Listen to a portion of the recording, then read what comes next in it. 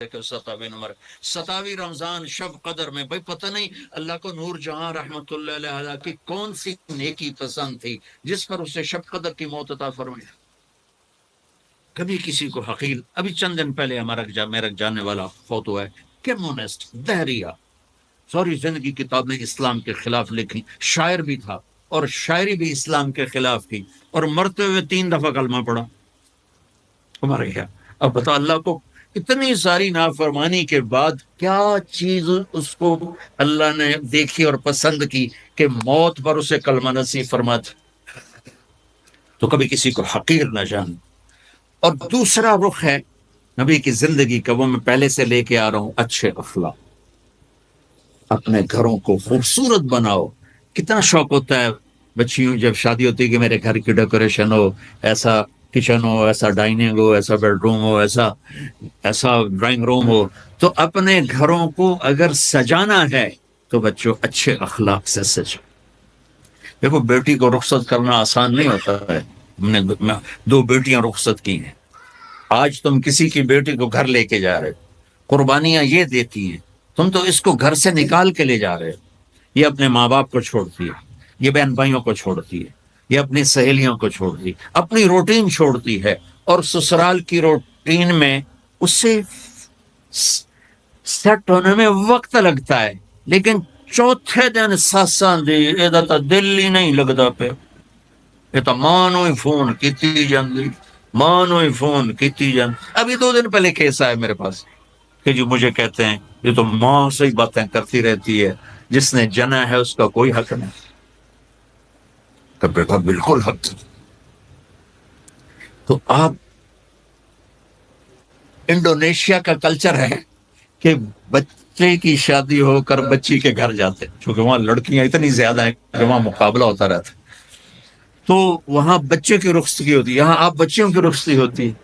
جس نے گھر چھوڑا, بہن بھائی چھوڑے, سہیلیاں چھوڑی, وہ کتنی بڑی قربانی کر کے پہنچی ہے. تم جاتے ہی اس کو تانے دینا شروع کر دو. تو بچوں اس پہ قابو رکھو اگر گھر آباد کرنا ہے. کیونکہ ہمارا وہ کیا اس کہتے ہیں کمبائن ہے, وہ فیملی جو ایک سسٹم ہے, تو اس میں مصیبت پہلے یہ بہت اچھا تھا کہ سب مل کے زندگی گزارتے تھے پیار سے. اب یہ عذاب بن گیا ہے کہ ساس کے تانے الگ. ابھی 2 دن پہلے ایک بچی میرے پاس آئی, لاہور سے بس پہ چڑھ کے وہاں پہنچ گئی. کہ جی دیکھیں یہ میری 6 ماہ کی بچی ہے, اور میرا خامند کہتا ہے تو نے میری بہنوں کو بھی خدمت کرنی ہے, میری ماں کی بھی کرنی ہے, میرے باپ کی بھی کرنی ہے, میرے بھائیوں کی بھی کرنی ہے. اور مجھے بتائیں میری 19 سال عمر ہے اور یہ بچی میرے کندھے پر ہے. میں سارا دن نوکرانیوں کی طرح کام کرتی ہوں, پھر بھی رات کو اتنے تانے سنتی ہوں کہ رو رو کے سوتی ہوں. میرے بچوں, اگر آپ زندگی میں کوئی خوبصورتی دیکھنا چاہتے ہیں, اللہ کی قسم گاڑیوں سے نہیں, ڈگریوں سے نہیں, عہدوں سے نہیں, تمہارے اخلاق سے.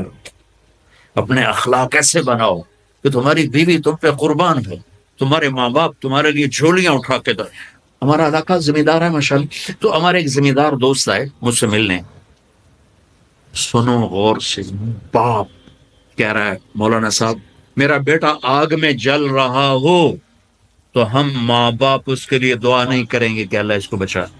اس نے ہمیں اتنا جلایا ہے, اتنا جلایا ہے کہ ہم کہتے ہیں ٹھیک ہے سڑ جاؤ. ایسے نہ. آپ بچیوں سے کہتا ہوں آپ پرائے گھر میں جا رہی ہو, جگہ بنانے میں وقت لگتا ہے, اور بولنے سے وقت جگہ نہیں بنتی, خاموش رہنے سے جگہ بنتی.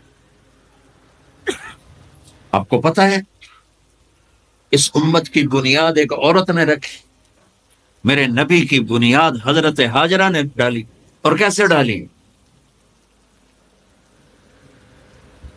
حضرت ہاجرہ شہزادی تھی جو ابراہیم علیہ السلام سے شادی, ان کی 20-21 برس عمر, ابراہیم علیہ السلام کو 84 سال عمر, اور اللہ نے بیٹا سارا کی بجائے ہاجرہ کو دیا, اور پھر کہا